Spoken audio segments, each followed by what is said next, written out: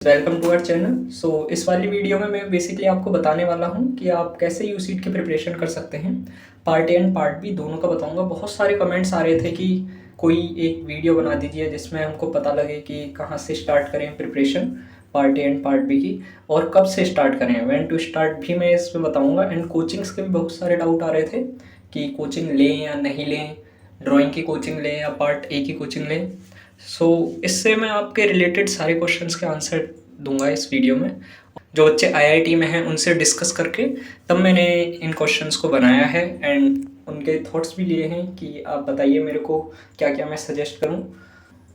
चलिए स्टार्ट करते हैं। उससे पहले आप चैनल को सब्सक्राइब कर दीजिए ताकि आपको यूसीट से जुड़ी हर वीडियो का अपडेट मिलता रहे। एंड आप चैनल में भी जाके देख सकते हैं, मैंने बहुत सारी वीडियोस बनाई हुई हैं, part A part B description सब कुछ। ठीक है, तो सबसे पहले मैं पार्ट बी का आपको बताना चाहता हूँ कि पार्ट बी की आप प्रिपरेशन कैसे कर सकते हैं स्टार्ट, और कब से स्टार्ट कर सकते हैं। देखिए, सबसे पहले आप अभी टेंशन मत लीजिए कि अभी से मैंने स्टार्ट नहीं किया है, ये मैं वीडियो में बना रहा हूँ। आप एक बात ध्यान रखिए कि यूसीट एक ऐसा एग्ज़ाम है, आप उसको एक महीने पहले से भी पढ़ेंगे तो भी हो जाएगा। ज़्यादा डिपेंडेंट मत रहिए पार्ट बी पर। बहुत से बच्चे ऐसे हैं कि पार्ट बी करते रहते, बट पार्ट बी इतना मैटर नहीं करता है। बट आप पार्ट ए पे हल्का सा फोकस रहें। अगर आप लास्ट के दिनों में प्रिपरेशन कर रहे हैं, मान लीजिए जैसे कि 1 मंथ पहले आपको पता पड़ा है यूसीट का, तो आप स्टार्ट कर सकते हैं अपना पार्ट ए। पार्ट बी पे थोड़ा कम फोकस रहें। बट अगर आपको सही टाइमिंग पे पता पड़ा है यूसीट का, तो आप दोनों को बैलेंस करके चलें। ठीक है, अब मैं आपको बताता हूँ पार्ट बी के लिए। पार्ट बी आप कहाँ से स्टार्ट कर सकते हैं। देखिए, सबसे पहले जो बेस्ट टाइमिंग रहेगी वो आपकी रहेगी सितंबर अक्टूबर में ही। अगर आप स्टार्ट कर देते हैं अपनी प्रिपरेशन तो अच्छा है। इससे पहले भी कर लीजिए, कोई वो नहीं है। बट बेसिकली आपको यूसीट की प्रिपरेशन के लिए 3 to 4 मंथ्स बहुत होते हैं यूसीट की प्रिपरेशन के लिए। एंड पार्ट बी को आप रोजाना अप्रॉक्स 1 आवर दीजिए, 1.5 आवर दीजिए। अभी सबसे पहले तो आप यूट्यूब पे जाके वीडियोस देख सकते हैं, लाइंस एंड शेप्स में कैसे ड्रॉ कर सकता हूँ। आप एक पेज लीजिए, उस पर लाइंस ड्रॉ कीजिए, शेप्स ड्रॉ कीजिए, सर्कल्स बनाइए, जिससे कि क्या है, आपका जो हैंड है वो फ्री हो जाएगा। और मैं आपको बता चुका हूँ कि अगर आप स्केल से यूसी में ड्राइंग बनाएंगे तो कुछ मार्क्स पे फ़र्क आ जाता है।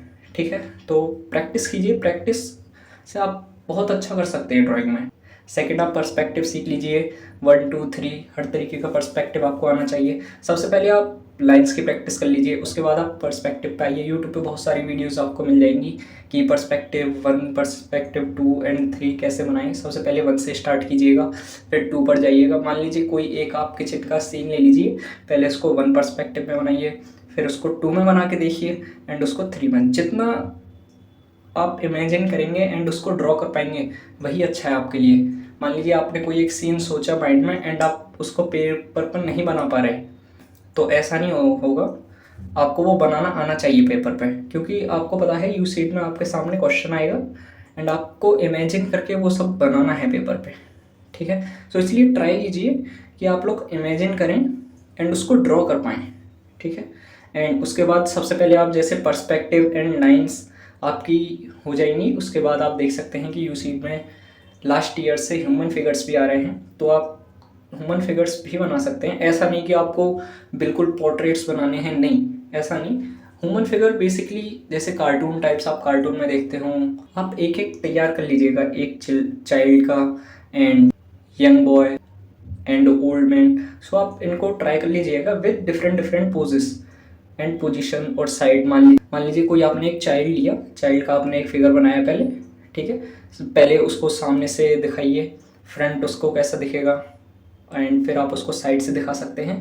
तो बस आप पार्ट बी में बस ये ध्यान रखिए कि आप पहले शेप्स एंड सर्कल्स की लाइन की प्रैक्टिस कर लीजिए अच्छे से, उसके बाद आप पर्सपेक्टिव देख लीजिएगा।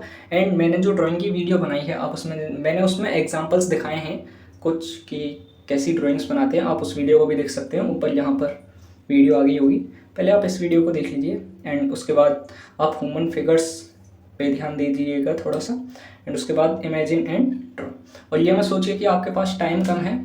आपने जब से यूसीट के बारे में सुना या जब से आप तैयारी स्टार्ट कर रहे हैं, तब से आप स्टार्टिंग पे लगे रहिए, आप अपना काम कीजिए। टाइम कम नहीं पड़ेगा, ये मैं बताता हूँ। बट ऐसा नहीं कि आप 15 दिन ही बचे हैं तो बेसिकली थोड़ा सा कम ही है। फिर आप पार्ट ए पर ही ध्यान दीजिए अगर आप लास्ट के फेज़ में हैं। अगर आपके पास शुरू से टाइम है आप आराम से कीजिए, 2 या 1 मंथ बहुत है यूसीट की प्रिपरेशन के लिए। अब देखिए किसी भी ड्राइंग में डिटेलिंग बहुत ज़्यादा इंपॉर्टेंट हो जाती है। अगर आप कोई भी ड्राइंग बना रहे हैं तो उसकी डिटेलिंग पे ध्यान रखिएगा कि आपने मान लीजिए कोई चेयर बनाई है तो लेग्स कैसे बनेंगे एंड उसका फ्रंट कैसे बनेगा, मतलब छोटी छोटी डिटेलिंग आपको याद रखनी है। कोई पेंसिल बना रहे हैं तो उसकी निब कैसे बनेगी एंड ये सब आपको डिटेलिंग पर भी ध्यान रखना है। आप देखिए प्रोपोर्शन का भी ध्यान रखिएगा अपनी ड्राइंग में। प्रोपोर्शन का क्या मतलब हुआ यहाँ पर, मान लीजिए आप कोई ह्यूमन फिगर बना रहे हैं, आपने उसका फेस तो सही बना दिया एंड आपने जो उसके हैंड्स एंड लेग्स हैं वो बड़े छोटे बना दिए, सो ये एक राइट प्रोपोर्शन में नहीं है।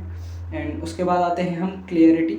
आपकी जो पेंटिंग है एकदम साफ़ सुथरी बनी हुई रहनी चाहिए। आपकी जो डिटेलिंग एंड सब कुछ फिनिशिंग होना चाहिए, अलग दिखना चाहिए कि यहाँ पर आपने क्या बनाया है। मान लीजिए कभी वो पेंटिंग दे देते हैं कि आपको एक डेस्क बनाइए, तो उसमें आपको डिटेलिंग पे बड़ा ध्यान रखना है कि कहाँ पर आपको पेन रखना है एंड कहाँ पर आपको बुक्स रखनी है। एंड क्लियरिटी भी साफ साफ दिखना चाहिए कि आपने कहाँ पर कौन सी चीज़ रखी हुई है। एंड उसके बाद शेडिंग एंड शेडो बड़ी इंपॉर्टेंट होती है अगर आपको अच्छे मार्क्स चाहिए तो पार्ट बी में। शेडिंग में आप हैचिंग का इस्तेमाल कर सकते हैं, ये हैचिंग होती है, हैचिंग का भी आप इस्तेमाल कर सकते हैं। शेडो पर बहुत ज़्यादा ध्यान देते हैं ये चेकिंग करने वाले। मान लीजिए वो आपको कोई क्वेश्चन देंगे कि आपको कोई इवनिंग का सीन बनाना है तो आप उसमें कैसे डिटेलिंग करेंगे, कैसे इवनिंग में मान लीजिए सन जो है नीचे की तरफ रहता है वेस्ट साइड में, तो आपको ये सब बड़ा ही ध्यान रखना है। डिटेलिंग, प्रोपोर्शन हो गई, क्लियरिटी, शेडिंग एंड ये कुछ आइडियाज़ हैं। आप इन आइडियाज़ को ले सकते हैं, बना सकते हैं, प्रैक्टिस कर सकते हैं क्योंकि मोस्ट ऑफ द क्वेश्चन इसी से बनेंगे। Bedroom, kitchen, study room, living room, office room, TV room, classroom, canteen, park, road, market and आपको जो भी आइडियाज़ हैं कर सकते हैं। उसके बाद हम आते हैं पार्ट ए का। देखिए अब आपके पास PYQs बहुत हो गए हैं, अप्रॉक्स 7 पेपर्स हो गए हैं आपके पास, बहुत सारे क्वेश्चंस हैं। आप PYQ लगाइए। PYQ आपको कैसे लगाने हैं, सीट के भी एंड यूसीट के भी। आप इनके PYQs लगाइए दोनों के, तो आप देख सकेंगे कि आपके पास 10 to 15 पेपर्स हो गए हैं और ये बहुत सारे क्वेश्चंस होते हैं। आप पहले इनको ट्राई कीजिए। आप देख सकते हैं कि क्वेश्चंस रिपीट हो रहे हैं। आप क्वेश्चंस को जैसे कि कोई पुली का क्वेश्चन है, एरिया रिलेटेड क्वेश्चंस हैं, तो ये रिपीट हो रहे हैं। आप इन क्वेश्चंस को ट्राई कीजिए। यही एक तरीके से आपका सिलेबस है। आप कोई भी PYQ उठाइए और उसको पहले आप अपने आप से ट्राई कीजिए कि आपसे कितने क्वेश्चंस बन रहे हैं। ठीक है, मान लीजिए किसी PYQ में 100 क्वेश्चंस हैं एंड आपने 50% कर लिए या फिर 70% कर लिए, तो ये एक अच्छा डाटा है। एंड आप एक साथ में अपना नोट्स भी बनाते रहें कि इस टॉपिक से क्वेश्चंस आ रहे हैं। फिर आप उन क्वेश्चंस को, जैसे एरिया से रिलेटेड क्वेश्चन हैं तो आप नेट पर देख सकते हैं, बहुत सारे एरिया से रिलेटेड क्वेश्चंस आ जाएंगे। सो ऐसे आप PYQs लगाइए अच्छे से बैठ के एंड उसके क्वेश्चंस को रिपीट करिए, नए नए क्वेश्चंस ढूंढिए। जैसे मैं एरिया का बता रहा हूँ, या रिडल्स एंड पजल्स भी बहुत सारे आ रहे हैं, काउंट द फिगर्स। तो PYQs आप कर लीजिए अच्छे से।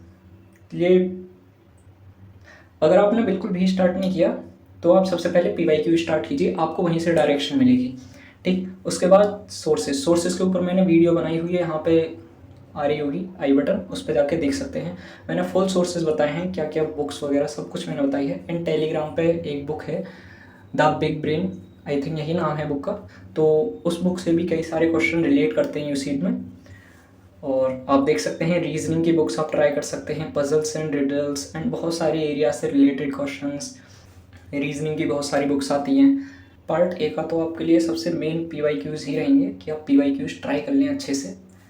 एंड उसके बाद मॉक्स सबसे लास्ट में आएगा, मॉक्स। अब देखिए आप कहाँ से स्टार्ट करें। मान लीजिए आपके पास PYQs, आपने सितंबर से स्टार्ट करी अपनी प्रिपरेशन, तो सितंबर, अक्टूबर, नवंबर एंड दिसंबर, मिड नवंबर तक आपके PYQs कंप्लीट हो जाने चाहिए। एंड इनमें जितने भी क्वेश्चंस हैं आप उनकी प्रैक्टिस एंड आपके पास नोट्स बने हुए रहें कि इस टॉपिक से क्वेश्चन आ रहे हैं, ताकि आप मिड नवंबर एंड दिसंबर में, जनवरी में तो एग्ज़ाम हो जाता है, मिड नवंबर एंड दिसंबर में आप मान लीजिए कि आपको मॉक्स सबसे इम्पोर्टेंट रहेंगे। यहाँ पे मॉक्स आपको लगाने हैं एंड आपको अपनी टाइमिंग सुधारनी है क्वेश्चन करने का। ऐसा नहीं कि आप किसी एक क्वेश्चन पे लगे हुए हैं, उसको स्किप कर दीजिए अगर आपको नहीं आ रहा एग्ज़ाम में। बट आप इस बात पे ध्यान रखिएगा कि आपको अपने टाइमिंग भी सुधारनी है एग्ज़ाम में। अगर आप मान लीजिए नवंबर से स्टार्ट कर रहे हैं प्रिपरेशन, तो आप नवंबर एंड दिसंबर ये 2 महीने ले लीजिए। आप PYQs को अच्छे से देख लीजिएगा, कैसे PYQs हैं, एंड उनके क्वेश्चंस को भी लगा लीजिएगा, और फिर आप जैन में मॉक्स दे सकते हैं।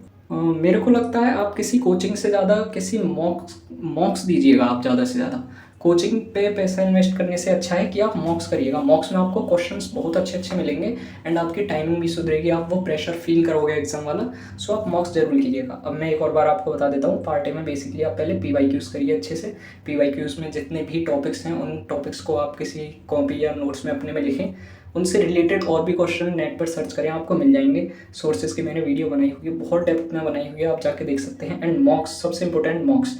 PYQs एंड मॉक्स तो बहुत ही ज़्यादा इंपॉर्टेंट है। अगर आप लास्ट फेज़ में हैं या फिर अगर आपने इनिशियली स्टार्ट करी है तो आप इन बुक्स को भी कर सकते हैं। एंड बिग ब्रेन बुक, वो भी बहुत अच्छी बुक है। कब आपको स्टार्ट करनी चाहिए, आई थिंक मैंने बता ही दिया कि आप 3-4 मंथ मैक्सिमम होते हैं, आपकी अच्छी तैयारी हो जाएगी 3-4 मंथ में। मान लीजिए सितंबर, अक्टूबर एंड नवंबर, दिसंबर, ये तो मतलब ये मान लीजिए आपके पास टाइम ही टाइम है। आप पार्ट ए को आप दे दीजिएगा 2 आवर डेली, क्योंकि अगर आप 12th में हैं तो आपको अपनी 12th क्लास भी संभालनी है। एंड पार्ट बी के लिए आप बस 1 आवर ही दीजिए, ज़्यादा मत दीजिएगा पार्ट ए बी पर। बट हाँ, अच्छे से प्रैक्टिस कीजिएगा विदाउट किसी प्रेशर या कुछ भी। सो यही ठीक है। और मेरे को लगता नहीं कि आपको कोचिंग लेने की ज़रूरत है, क्योंकि कोचिंग, जैसा मैंने पहले भी बोला, कोचिंग से अच्छा आप मॉक्स पे पैसा इन्वेस्ट कीजिए। आपको डिफरेंट टाइप्स ऑफ क्वेश्चंस मिलेंगे वहाँ पर एंड आप प्रेशर फील करोगे एग्ज़ाम। और सबसे मेन बात है कि आपका टाइम सुधरेगा, क्योंकि कुछ बच्चों के साथ ये प्रॉब्लम हो जाती है कि वो एग्ज़ाम टाइम में टाइम कम पड़ जाता है, इवन क्वेश्चंस बहुत ईजी होते हैं। Thank you guys. और किसी भी टॉपिक पे आपको वीडियो चाहिए तो आप बता सकते हैं मेरे को।